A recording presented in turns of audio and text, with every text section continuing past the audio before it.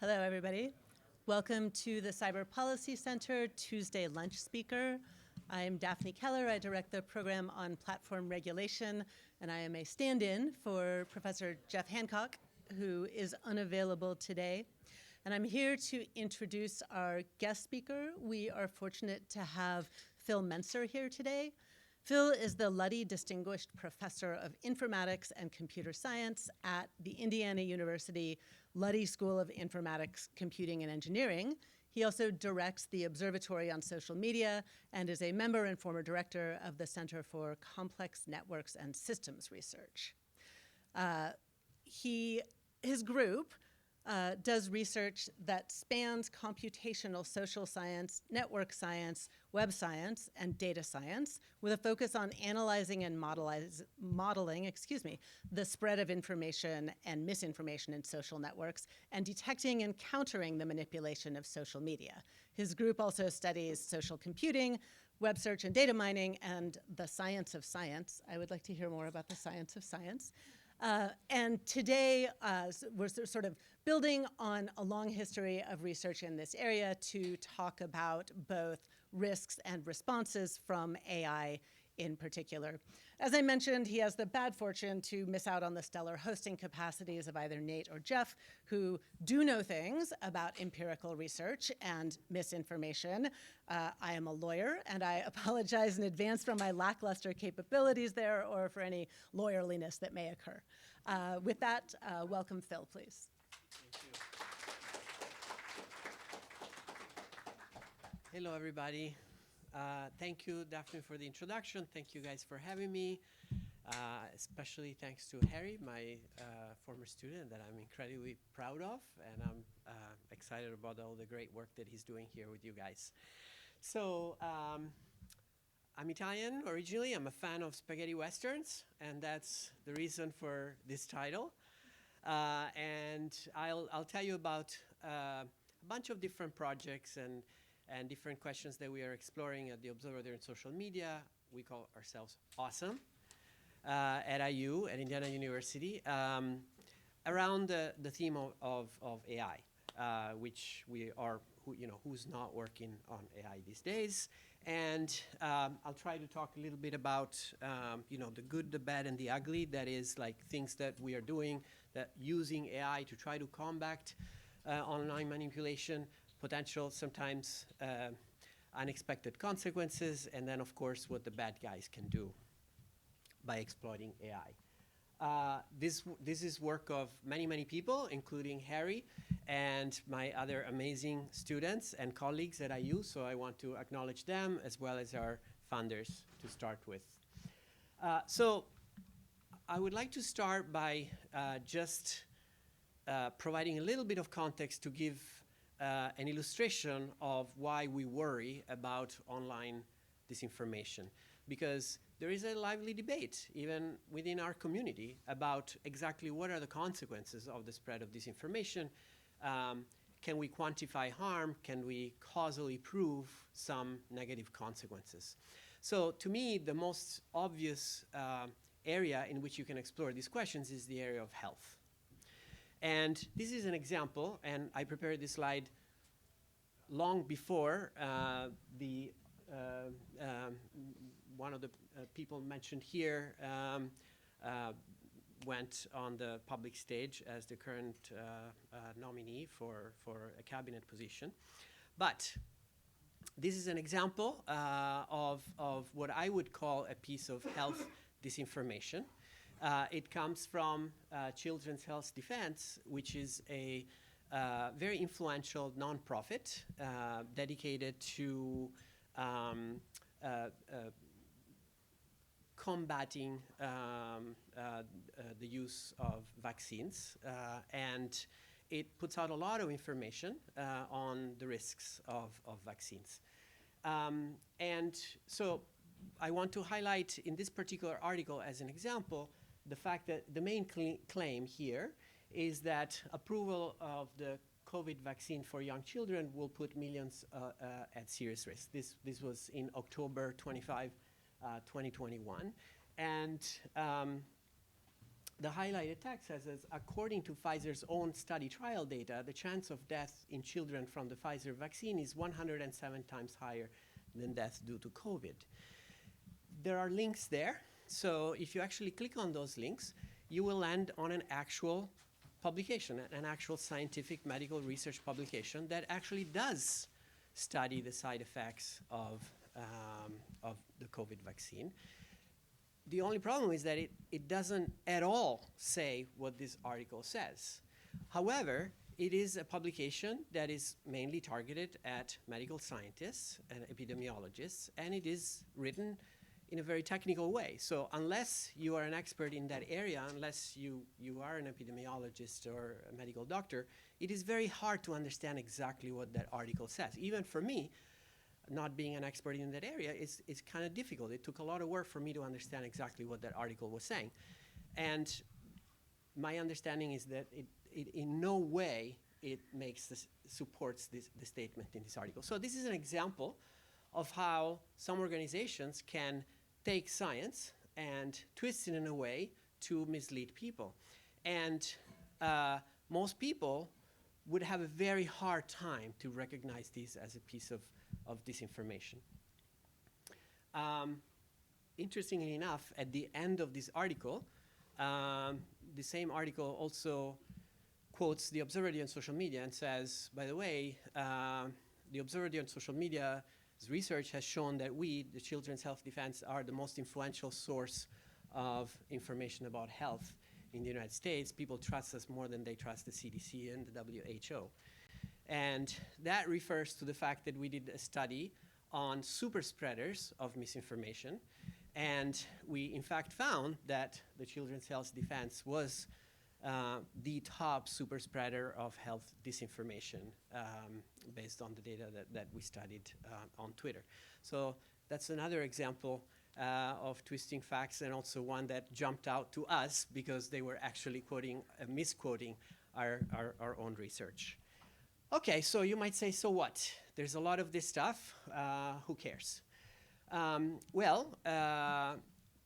You could look at people who are exposed to this kind of information and see if that is associated somehow with vaccine hesitancy or vaccination rates. And we did that.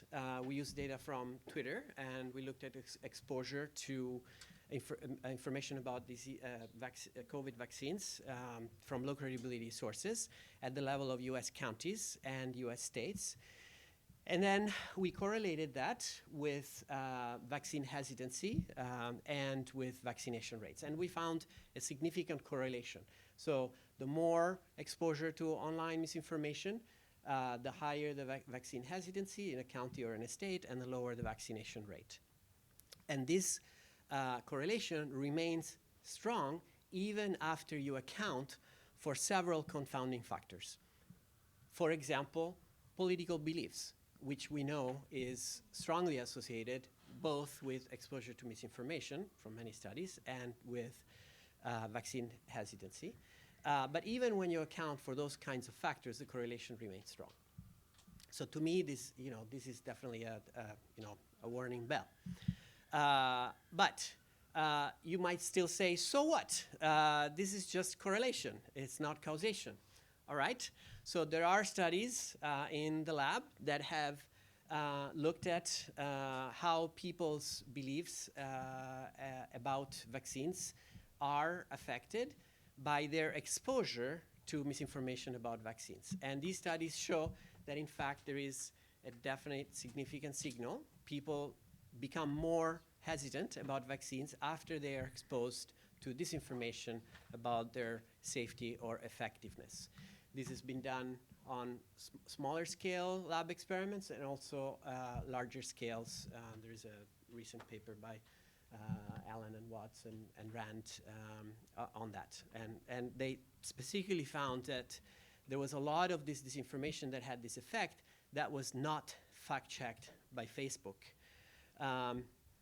Ironically, since then, Facebook, of course, has announced that they will even stop the fact-checking, as we all know. So at least here in the United States. So there is a lot of this kind of misinformation. It spreads online. When people are exposed to it, they do become more skeptic about vaccines. They tend to be less likely to get vaccinated or vaccinate their children. We've also tried to use a model to study the interactions between the spread of information on a social network, information about, for example, a disease, such as information about public policies around the disease, whether it's vaccines, whether it's social distances, masking, and so on, and the spread of the disease itself within a contact network. Because we, as humans, we participate in multiple networks, right? So at the top here, we are part of a social network where we are exposed to information, we spread that information, but we are also physically located in a place, and we sit next to somebody else, and we can transmit a disease to them. So we're also part of contact networks. So what is in the interaction between these two kinds of spread? The spread of information in the social network, the spread of disease in the physical network. So to explore that question, we've done some modeling work. I don't have time to go through all the details here, but just a general idea of it is that we can build models to capture the spread of information or misinformation online. And we can calibrate these models using empirical data from platforms such as Twitter, when we used to have that access to that data. So in this model, there is a parameter at the top there. It's hard to see, it's phi.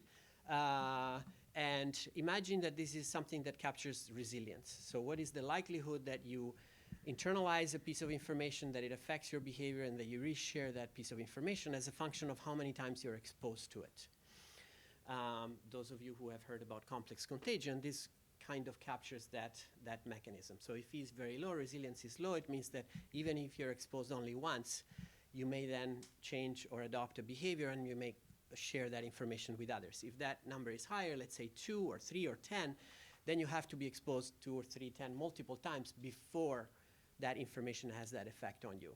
So we could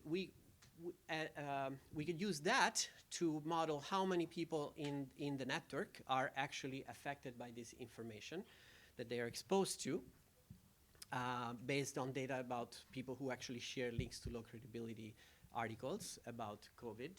And then we can cross-correlate that with demographic information about the same people or people located in the same counties by using geolocation, again, from social media data. And we can also use mobility data to reconstruct social contact network in those local locations. We can see what is the likelihood that somebody gets in contact with somebody else in the same county or with somebody from a different county. And then we can run an epidemic spreading model. I'm not going into the detail of that, but we can enrich these models by assuming that some people may be more likely to, for example, get vaccinated or to isolate or to use masking or social distancing, etc. And some people may be less inclined to do that as a result of being exposed to this information about interventions of various kinds. And then we see the effect. What is the effect on the number of people that get infected and on the number of people who die? Ben, something happened.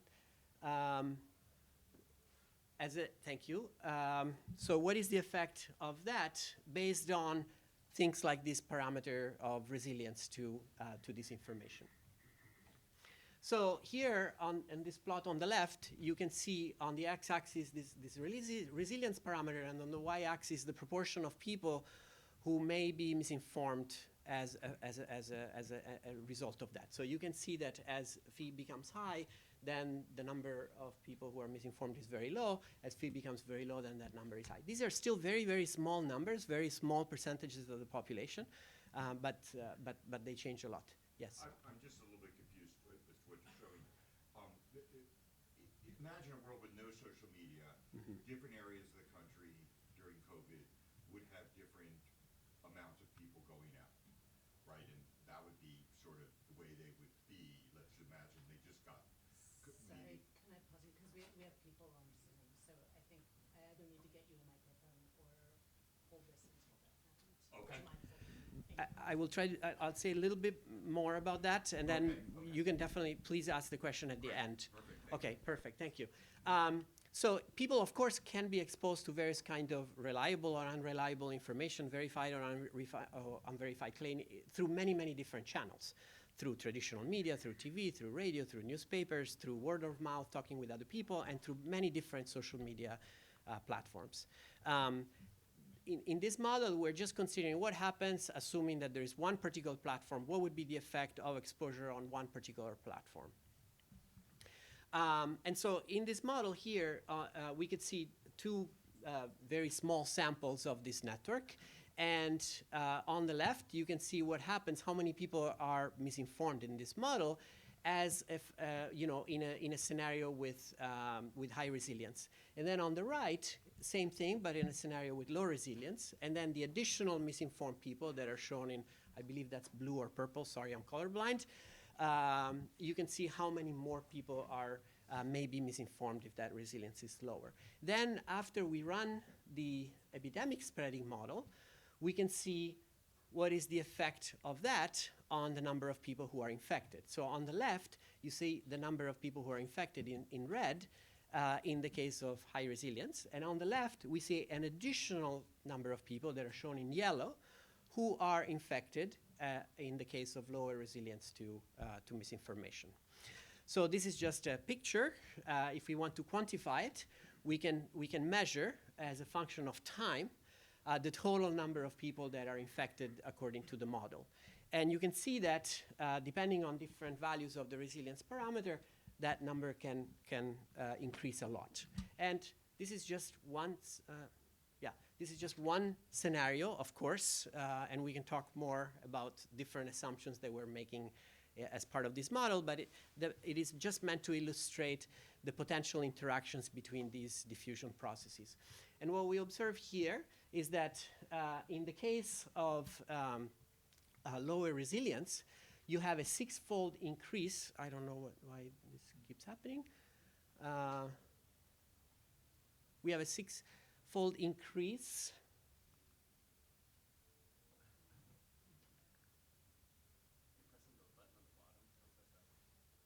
Which?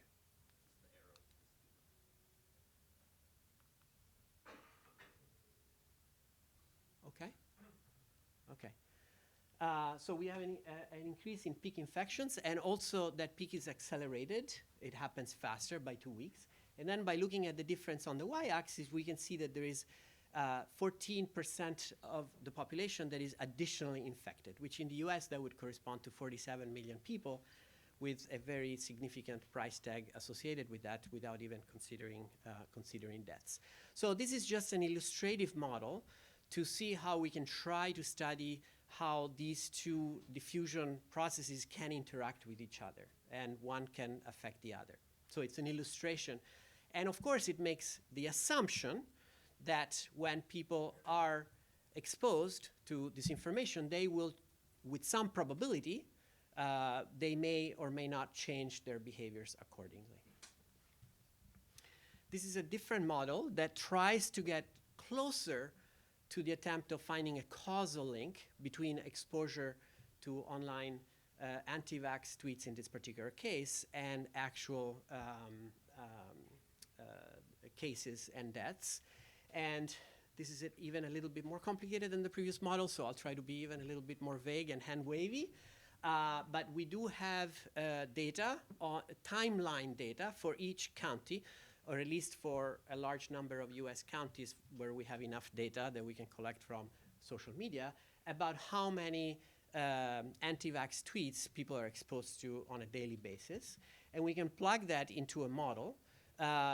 It's an epidemic model where we assume that as a result of exposure to disinformation, people may move into a skeptic case, which means that then they would be less likely to be vaccinated. So there is one particular, sorry that my pointer doesn't work on the screen, so I'll move a little bit here. So this particular transition is the transition from, that goes from a regular susceptible individual to a person who won't get vaccinated, and an A stands for anti-vax.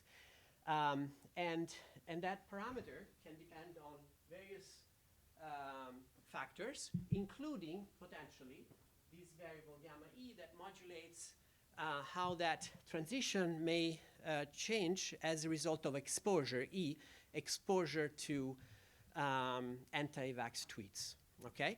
And so we then fit this model to the data, and we try to find the best estimate of gamma E. So if that was 0, then that means that exposure to anti-vax tweets would not really help us fit the data better. But we find that gamma E is definitely greater than 0. And so the model predicts the data the best when we take into account exposure to anti-vax tweets. And this is, there's lots of other details that I'm skipping, but basically here we're trying to account for all potential confounding factors so that we can conclude that exposure to anti-vax tweets on one particular platform, this is based on data from Twitter, causes a certain increase in the number of cases, 29 additional cases and 430 additional deaths in the United States between February and August 2021. So this was a long introduction, but it was just to give a motivation for why I think that it is important to study how social media can be manipulated and how this information spreads, because it can have a real effect on lives. So with that said, let me switch to the main topic of the talk, which is actual, what is the role of AI in this? And so first, I just want to show you a few examples of how we use AI in the lab to try to combat the spread of that kind of disinformation. So an example is tools that we build to detect inauthentic accounts. The most popular tool that we built over the years was called Botometer. It was a supervised machine learning algorithm trained on data from Twitter that would pull data about the Twitter account and then output the likelihood that that account was automated.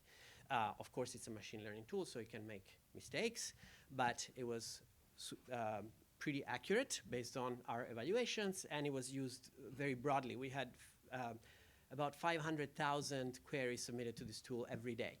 Now, this all stopped when we lost access to, well, all researchers lost access to Twitter data about a little more than a year ago now. We still have something there called Botometer X, which is based on historical data, an archive of data that we have collected over time. So you can still consult what the scores were back when this tool was working. Another example of AI is unsupervised machine learning, where we look at patterns, for example, similarities in behaviors between accounts, to find groups of accounts that are suspiciously similar to each other, and therefore evidence that these are not real people, but they are fake accounts that are controlled by a single entity. So this is a case of influence campaigns or information operations. So in this particular case, in this graph here, in this network here, a node is a Twitter account, and a connection between two nodes represent the fact that these two nodes are connected in some suspicious way. In this particular example, the suspiciousness is the fact that they use the same Twitter handles. So they basically swap handles. So you can have one particular account that takes different handles, and this is done for various reasons, for example, to avoid detection. So you may have an account is reported for doing something that violates platform terms of service, and then by the time that the trust and safety teams, when Twitter used to have a trust and safety team would look at that account, they would not find anything suspicious because that same handle now was really a different account. And so in this way, you can find clusters of accounts that all use this trick. And so that's clear evidence that there's a single person who's managing all of these accounts and switching all those handles. And so you find examples like the one here, where you have a small cluster here of accounts here, that you can see by looking at their profiles that they're obviously controlled by a single person. They're using a template. They're fake accounts. Some of them claim to be pro-Trump. Some of them claim to be anti-Trump. They all ask for money, donations for campaigns, so it's clearly fraud, just to put it very simply. And there are other examples. So this is another way to use artificial intelligence to detect online abuse. Another example of an application is assume that you have a number of accounts that you know are credible, reliable, real, and then a number that you know are not. Maybe you know that they're fake, or you know that they routinely share unverified or debunked information. But then you have many, many others, especially new accounts, where you don't know, and the platforms doesn't know. So the question here is, can we use AI together with data about different networks by which these accounts interact to infer a label, a credibility label for these unknown nodes? And you can build different kinds of networks. So for example, this one at the top is a reshare network, like a retweet network. And these are accounts, let's say, sharing links to news articles, let's say. You can also build a co-sharing network, like this one, where a user is connected with a source when they share a link to that source. And then you can project that to a network of accounts where two accounts are connected if they're similar in the sense that they have similar patterns of sharing. They're sharing links to the same sources. Then you can use different machine learning and AI algorithms to run the inference. And there are different ways of doing this. For example, there are traditional methods using on information propagation that are similar to PageRank. For those of you who have heard about PageRank before, this is a ranking algorithm used by search engines, for example. So you propagate the credibility through the network. And there are also, okay, so now I see a pattern. Every time that there is an animation, this happens. Sorry about that. Okay. Okay. So these are three examples of these different kinds of network that I was mentioning: a reshare network, a co-share network, and a similarity network. And some of the nodes are colored. So the ones in orange are maybe credible accounts. The one in purple are low credibility accounts. And the goal is to label all the ones in gray for which we don't have that information. And we compare lots of different methods. And to cut to the chase, some of the best methods are those that use AI. In particular, they use embedding techniques.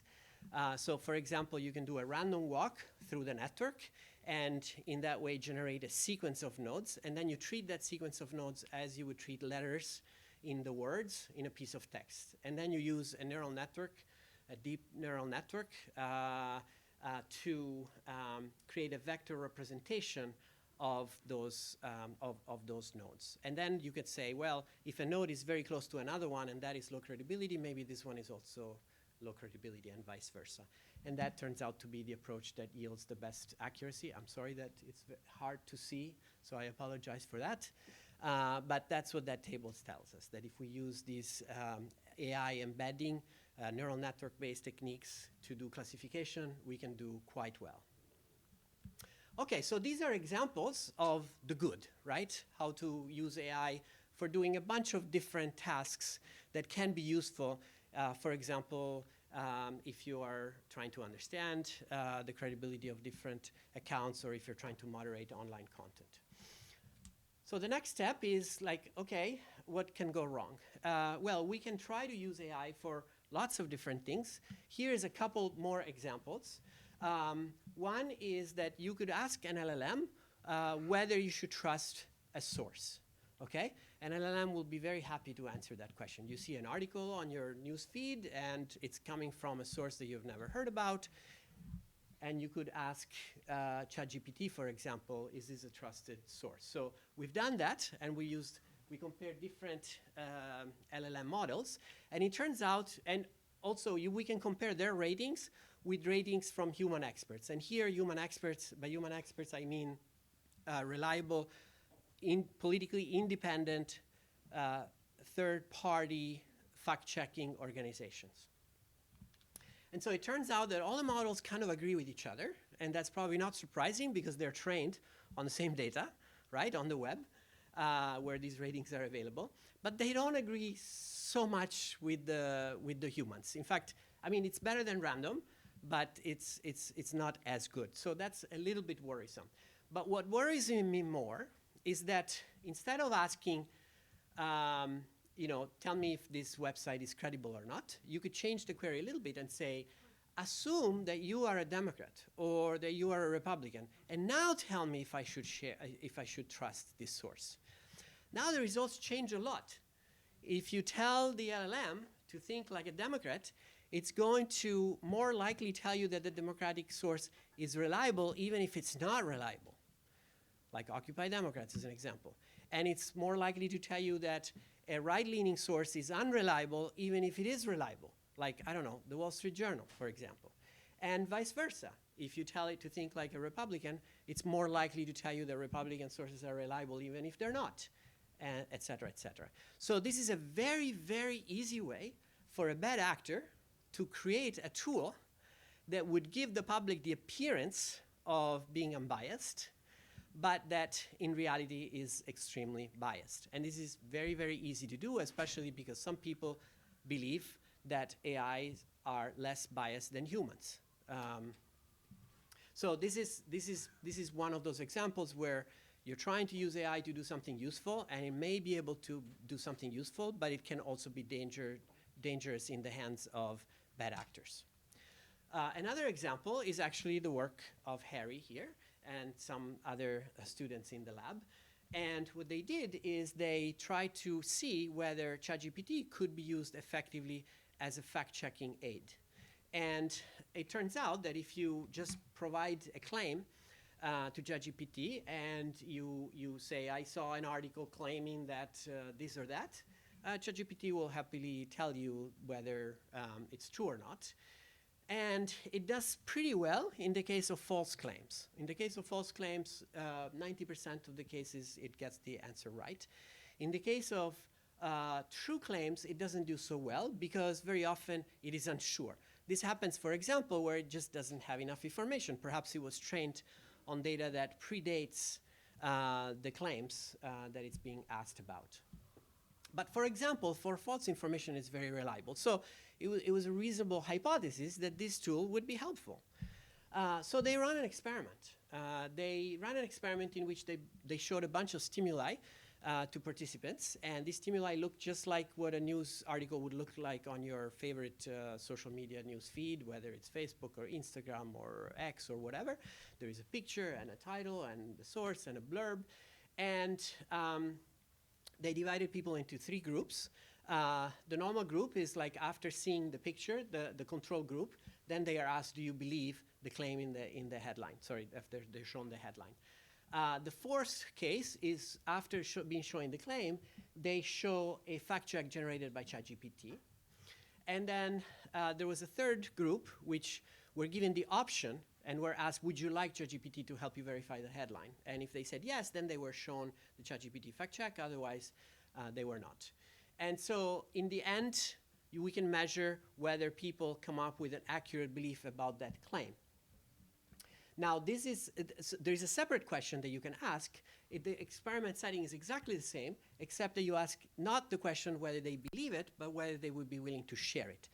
And it is important, as probably many of you know, to ask these questions to separate people, because otherwise how they answer on one question will influence how they answer in the other question. And we know that many people are willing to share things even when they believe that they are false. So we have to ask these 2 questions separately. What did they find? They found that actually this thing had no effect. The ChatGPT fact check did not make things better, which is kind of depressing. Not great, but okay. Well, didn't help. Kind of weird. Why? So they started digging, and they looked at specific cases. So how well did people do, depending on whether the claim was true or false, and depending on how ChatGPT answers, whether ChatGPT was correct or incorrect. And so, by the way, this just shows that the effect was null, both in the case of belief and in the case of willingness to share. The difference between people who, the difference in belief or in sharing between true or false claims was the same in the 3 experimental settings. Okay. Okay, so here's some cases. So this is a little bit more complicated of a slide here. So let's focus on the top, which is about belief. And then you can see that there are 3 cases on the x-axis. Those are the AI judgment, whether the AI said it's false or true or unsure. And then on the y-axis, there are two parts where the claim itself was true or false. Okay, that's why we have those 6 cases. And there's nothing here because there were no specific cases in which a false claim was labeled as true by ChatGPT. So we can look at specific cases here and see what happened. So let's look, for example, at the one on the top. That's a case in which the claim was true, but ChatGPT wrongly said that it was false. In this particular case, there was a significant decrease in the belief in the claim. So in this particular case, the ChatGPT fact check did harm, right? Because it decreased the number of people who believed something that was true. Similarly, on the next one, we have a case of a false claim for which ChatGPT was unsure. And in this case, exposure to the ChatGPT fact check increased the belief in the false claim. So this is another example of harm done by the ChatGPT fact checker. And then on the bottom, we have similar case, but in the case of willingness to share, again, people were more willing to share a false claim when ChatGPT was unsure about it. And there were also cases where there was a good effect. I didn't highlight it. This case here, where there was a true claim, that ChatGPT correctly said it was true, and then people were more likely to share it. But so because you balance these different cases, in the end, the net effect was no. But there are specific cases in which the AI fact checker is doing harm. So this is one of the example where we may try to do something very good. We may try to use AI for a good application, but it has an unintended negative consequence. This is the case of the opt-in case. Very briefly, here people were more likely to believe false claims when they elected to see the ChatGPT fact check. And they were more likely to share both true and false claims after they elected to see the ChatGPT fact check. This is, unlike the previous part of the experiment, this was not a true randomized controlled trial because people selected themselves whether they wanted to see or not the fact check. But nevertheless, this is another sort of concerning pattern. Okay, so those are examples where AI can be really useful, but we have to be very careful trying to understand how humans interact with AI in the context of some application. And now, finally, let me show you some examples of the really bad, right? What about when bad guys can use AI to become more influential? So to set the stage here, let me talk a little bit about different tactics that bad actors can and do use to manipulate social media, okay? So this network here is a reshare network where the purple cluster on the right is people who reshare links to low credibility news sources, mostly fake news.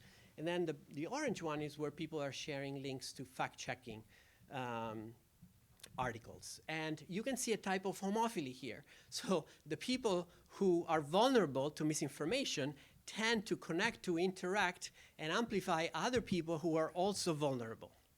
So that makes that group vulnerable to manipulation. And so when we focus on that particular network, the purple network, and we go in, towards the core of that network, we use a technique called K-core decomposition that lets us exclude the periphery of the network and focus on the increasingly dense core of the network. What we observe is an increase in the presence of automated accounts. So if you're creating bots to try to spread disinformation, those bots will be highly present in communities of people who are vulnerable to misinformation. And this is just one example. We have several papers where we have shown this effect is very robust and quite strong. So this is what we call the infiltration tactic. A bad actor can create fake accounts and then infiltrate vulnerable communities. A different tactic is flooding. I'm sure you remember this quote here, right? The idea is you can create fake accounts and they can create large volumes of whatever it is. What does large volume means? Well, we had access to the so-called compliance fire hose from Twitter where we could look at all the tweets that were deleted. And what we found is that some accounts were posting and then deleting up to hundreds of thousands of posts every day. Now, Twitter had a policy. I don't know if they still do it now, X, but at that time, Twitter had a policy that an account could not post more than, I believe, 2,500 tweets per day. If you ask me, that's way too high, right? Why should any human post 2,500 messages in a day? Okay, I would make that much lower. But okay, let's say that that's a reasonable policy.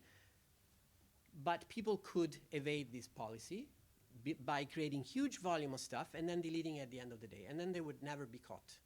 So they would do it consistently every day.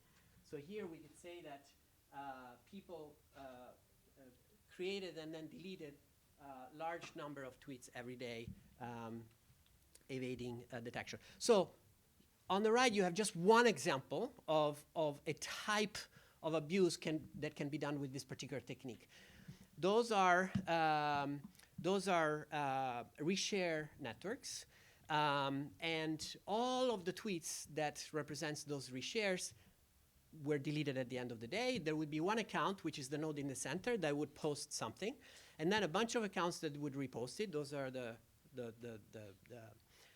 nodes attached to it. And then we also found that those nodes would like and then unlike that original post. And then they would like it again, and then they would unlike it again, and like and unlike and unlike, thousands and thousands of times every day. And then at the end of the day, all of that was deleted. There was no trace of it the next day. Okay? So why would they do that? Well, obviously, because this way they could manipulate algorithms, such as the trending algorithms or the recommendation algorithm of the platform. These platforms are highly, highly vulnerable to manipulation with these kinds of tactics. So basically, something is get pushed. The platform thinks there is a lot of engagement. People like it. People are sharing it. The platform shows it to more people. Okay? And then, of course, at the end, it all goes away. There is no trace of it. This was just two examples. Spammers, we see cryptocurrency scams, and so on and so forth. So flooding is another technique. Another technique is targeting, okay? We found that there was a pattern by which fake accounts were more likely that they were fake. They were more likely to mention accounts with many, many followers, okay? You might say, like, why? Well, an example there is that yellow dot. That is a bot, a fake account. And what this was during the 2016, right after the 2016 election. It was trying to amplify a particular fake news articles from InfoWars. I'm sure you remember InfoWars from Alex Jones.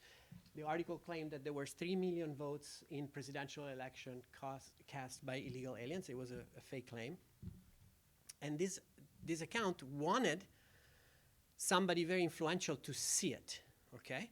And so its technique was to take every article from an influential news source, for example, BBC, The Economist, Barack Obama, the New York Times, CNN, and so on and so forth. And if these articles mentioned Donald Trump, then that particular account would reply, okay? And in the reply, it would have a link to this fake news article, and it would mention Donald Trump, okay?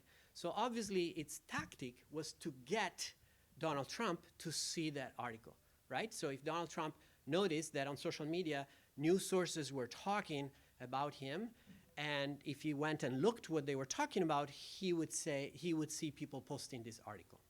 Donald Trump never reshared this false article. However, a couple of weeks later, he announced this claim. And he also created a commission to investigate this claim, which went nowhere.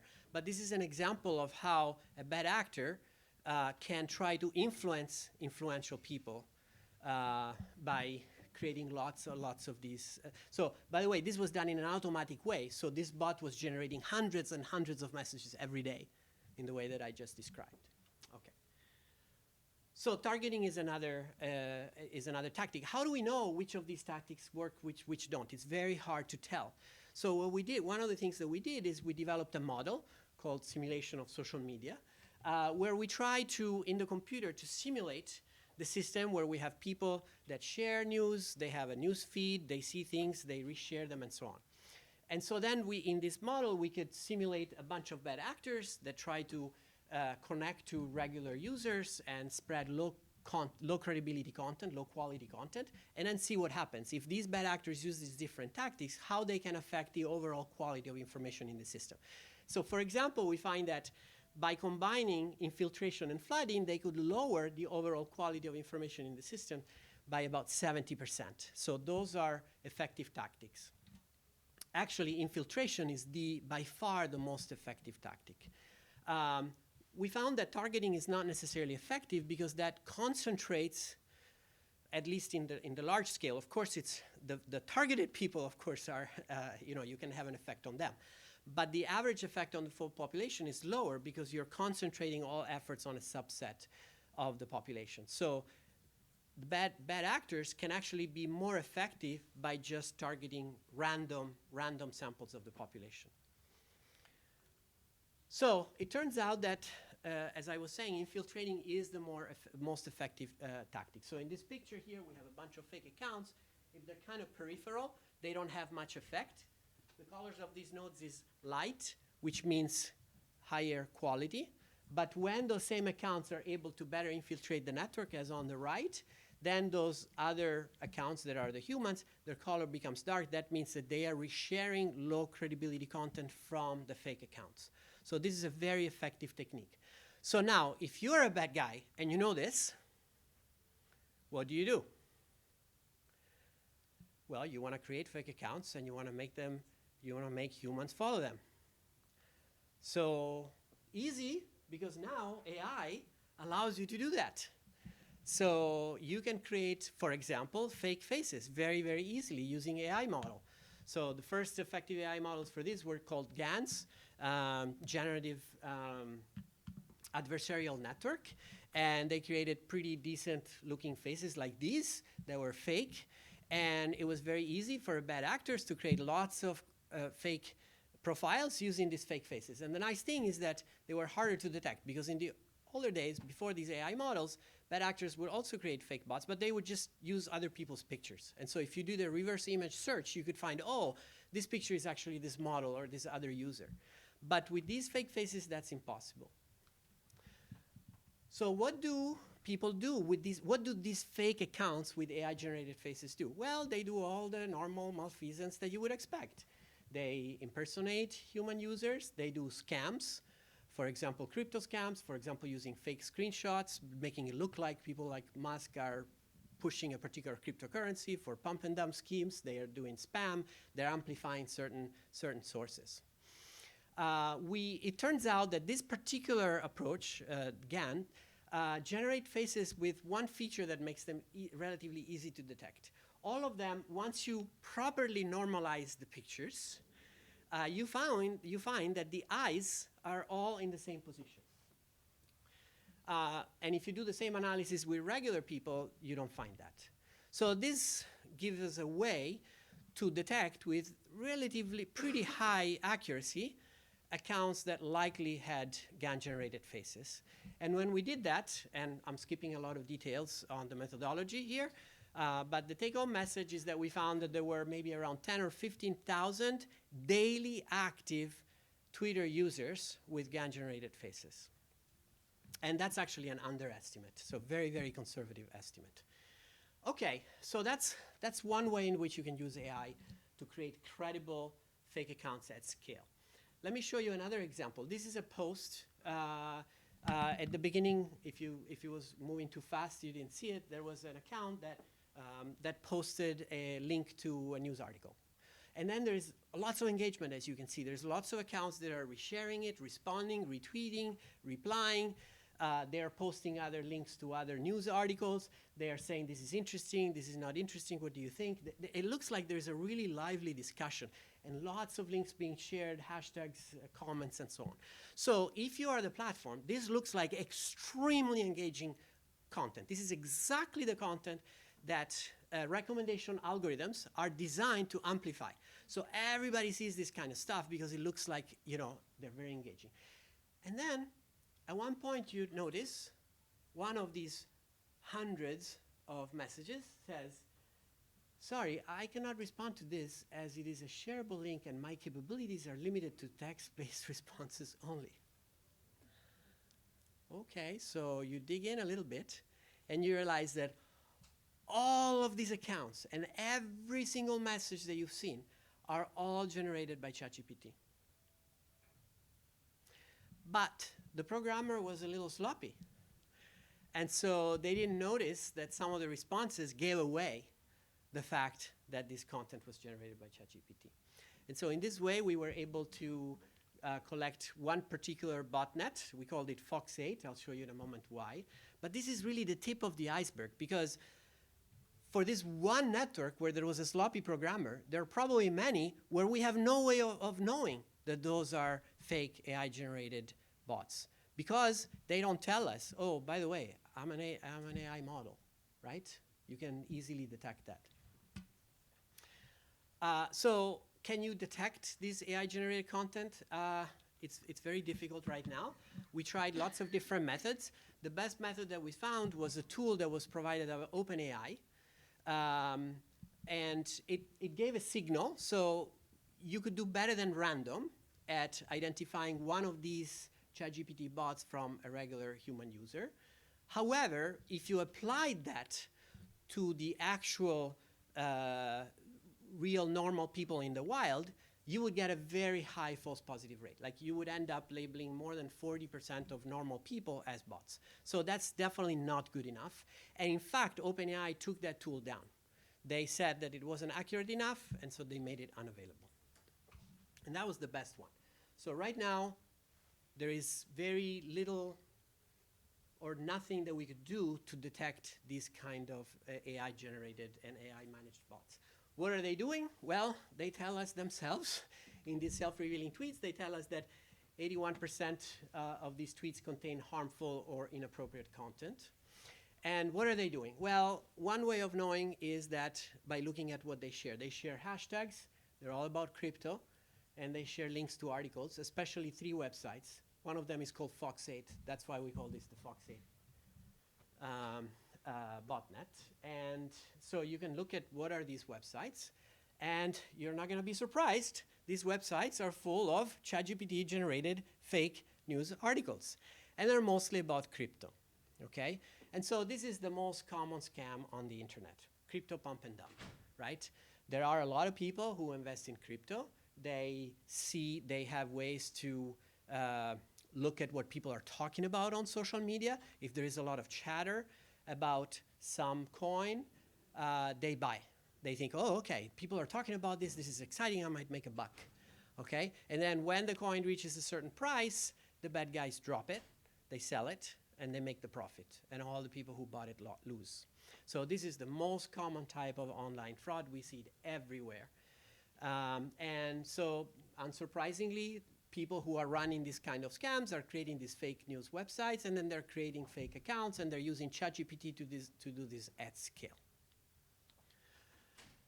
In fact, NewsGuard is using the same method of looking at self-revealing articles to maintain a collection of websites that are entirely run by ChatGPT. These are fake news websites that claim to post news articles, but in fact are completely fake, are completely AI generated. And you can tell because they have articles like this, where they say very openly, as an AI language model, blah, blah, blah, blah, blah, right? But that's only a fraction of the article. So many people see this article, they don't know whether to believe in them or not. They think a lot of people are talking about them. You pay attention when you think many other people are paying attention to something. So all the techniques that I described, all the tactics used by bad actors can be made more powerful and more effective by exploiting AI. So we're very worried about this. I'll stop here. Just to summarize, yes, AI can be very good. It gives us tools to counter disinformation, but we have to watch for unintended consequences. And then, of course, the bad side, the ugly side, is that cheap fake profiles and fake content can be now generated at scale. It is very difficult to detect, and it can be used to infiltrate vulnerable communities.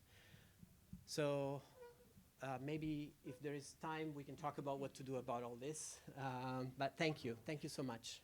Thank you so much. So unfortunately, we got kicked out of the room, so we're not going to have time to sit down for Q&A. So I'm just going to ask you one question, which is whether this image, the good, the bad, and the ugly in scary robot glowing eye mode, is that AI generated? Yes, it is. Right. Excellent. So it has some upsides. Thank you so much for coming. Thank you. Thank you.